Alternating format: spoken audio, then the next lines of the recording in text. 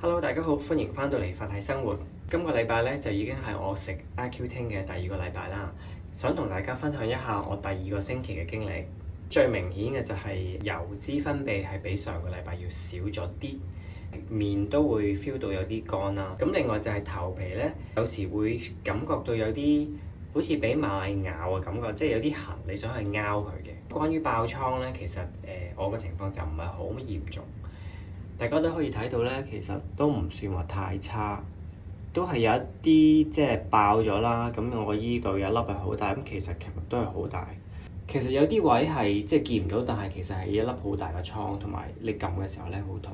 如果上個禮拜有睇我 video 嘅朋友咧，都知道我食緊呢一隻就係叫做 Amnesty 嘅，咁就係20 gram 嘅一個劑量啦。關於副作用方面咧，我就 feel 到除咗個面有啲乾之外咧，即係個油脂分泌少之外咧，我都 feel 到有啲人網上講就係話有啲關節痛咁樣樣啦。咁其實我都 feel 到腳趾有少少酸痛嘅感覺咯，就唔係話真係痛到好嚴重。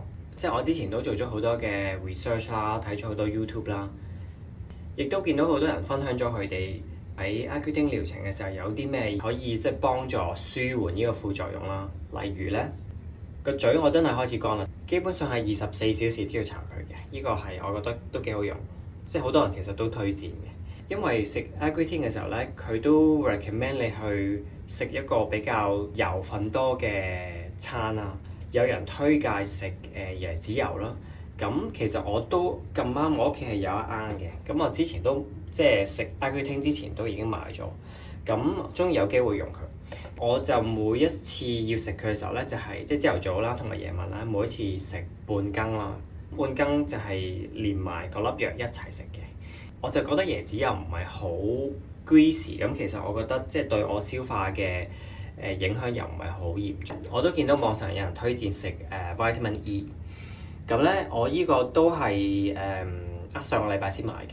我食咗之後個人都 OK， 都唔算話好乾，咁所以我嘅希望係 Vitamin E 有幫助。除咗食維他命 E 之外，呢個都好緊要，呢個就係個 Moisturizing Cream。咁呢個係CeraVe 嘅，因為我以前一直都有用佢，因為我皮膚係有少少濕疹啦，咁所以基本上咧喺個手踭嗰度咧，其實我不嬲都有用開佢。以上咧就係我第二個星期 experience 到嘅副作用，同埋我有啲心得啦。如果你都係咁啱食緊 Accutane 嘅話咧，可以分享你嘅經驗同埋留言俾我。我哋下次再見，拜拜。